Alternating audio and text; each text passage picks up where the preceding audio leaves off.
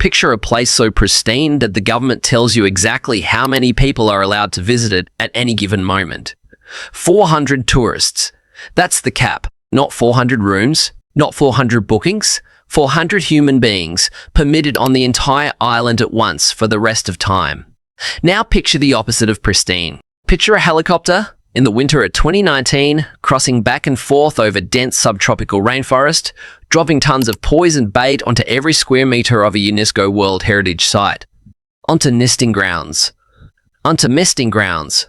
Onto vegetable gardens. Onto the roofs of people's homes. Half the island welcomed it as salvation.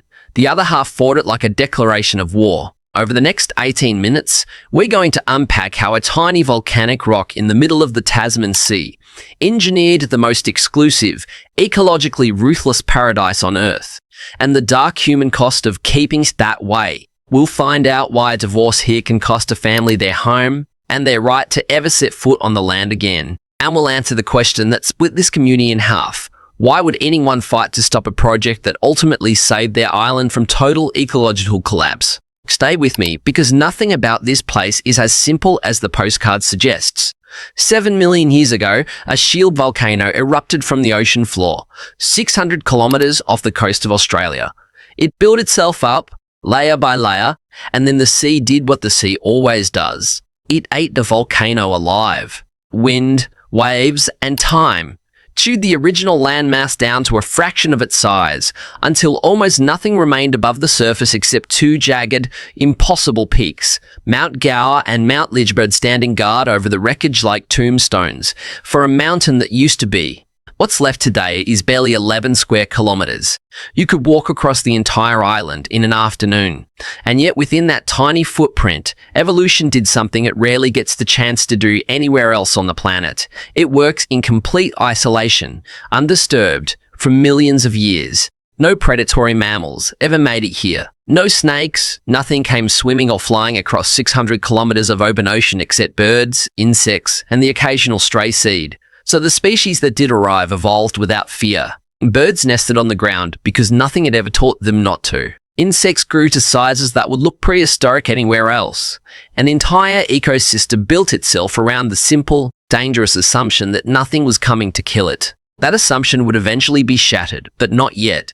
First, this isolation was going to make people rich. In the 1870s, settlers on Lord Howe Island discovered something growing wild in the forest that the entire world suddenly wanted. The Kentia palm, elegant, hardy, and strangely capable of surviving indoors in low light in a way almost no other palm on Earth could manage. Victorian parlours from London to New York needed one. So did hotel lobbies, ballrooms, and the drawing rooms of anyone wealthy enough to want a piece of the tropics without leaving home. Islanders began harvesting the seeds by hand, packing them onto ships and sending them out into a global market that couldn't get enough. For nearly a century, this single export sustained the entire community. It funded homes, it funded boats, it funded generations of families who had settled on a speck of volcanic rock in the middle of nowhere and somehow made it profitable. The Kentia palm made them rich, but prosperity has a way of attracting attention. And attention, on an island this fragile, has a way of turning into control. In 1982, Lord Howe Island was inscribed as a UNESCO World Heritage Site, one of the first places on Earth to receive the honour. On paper, it sounds like a celebration. In practice, it was the moment the island's residents lost the ability to live on their own land the way they wanted to. World Heritage status doesn't just protect scenery, it locks it. Nearly 70% of the island's landmass was placed under permanent protection, off limits to development, forever. New construction was frozen. The population itself was capped, just a few hundred permanent residents allowed to live there at any time. Tourist numbers were capped too, that 400-person ceiling we mentioned at the start, enforced not by suggestion but by law. And then came the rule that turned Lord Howe into something almost feudal. Land here cannot simply be bought, it can only be inherited. If you weren't born into one of the island's founding families or married into one, owning property here is functionally impossible. The land is passed down through bloodlines, generation after generation, like a title rather than an asset. which means a divorce here isn't just the end of a marriage. It can be the end of a family's legal right to the only home they've ever known, stripping someone, not just of a house, but of the ground beneath their feet, permanently. We'll come back to exactly how brutal that system can get in a few minutes. For now, understand this. To keep the forest pure for birds and insects that exist nowhere else on Earth, the island had to make ordinary human existence inside it almost impossible.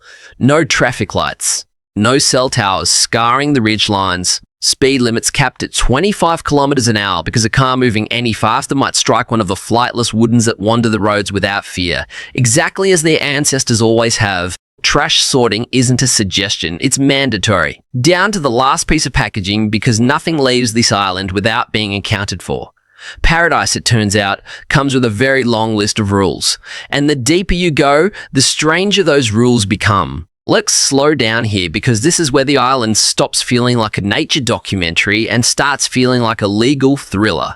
Roughly 350 people live on Lord Howe Island year-round. Almost all of them descend from the original 9 settler families who arrived in the 1830s.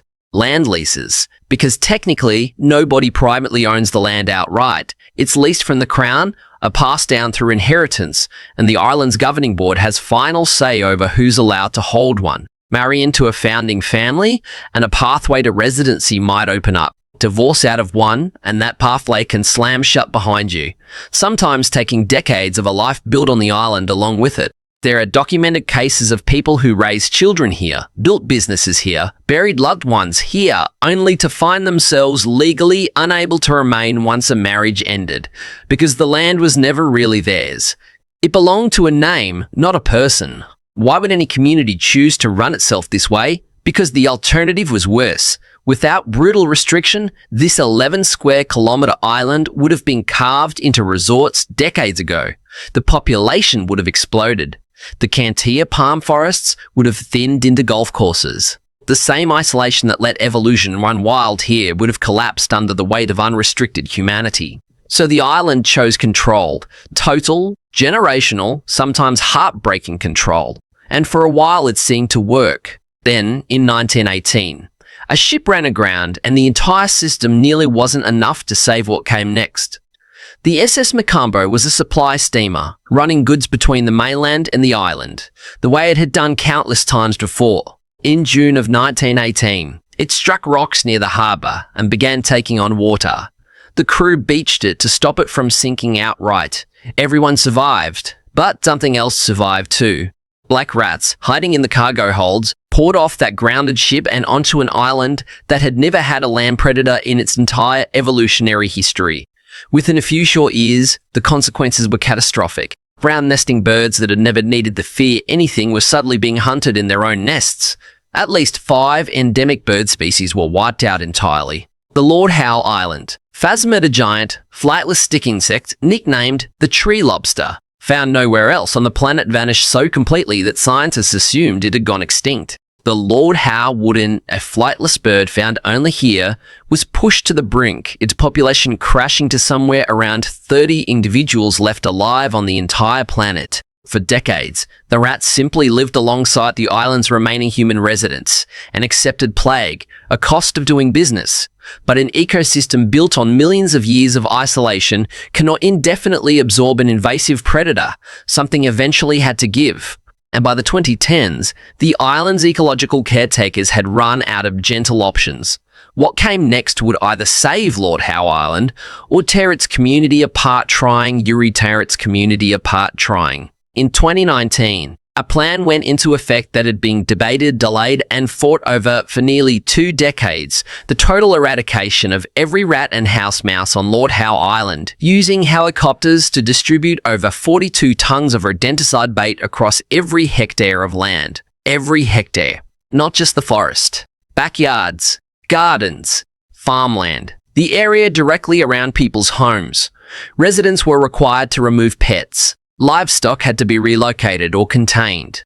Vegetable patches, some tended for generations, were placed under strict handling protocols. For months, an island that prided itself on its untouched beauty looks like the site of an environmental containment operation, because that's essentially what it was. And that's exactly why half the community turned against it. Fear of poisoning pets. Fear of contaminating water supplies. Fear that a project sold as salvation might permanently damage the very land it claimed to protect. Protests broke out. Petitions circulated. Families who had lived peacefully alongside each other for generations found themselves on opposite sides of a fight over the island's future. The operation went ahead anyway, and what happened next is the part almost nobody outside Lord Howe Island knows about. Within 18 months of the eradication, Lord Howe Island was officially declared rodent-free, one of the largest successful rat eradication projects ever attempted on an inhabited island anywhere on Earth. The results didn't trickle in slowly, they exploded.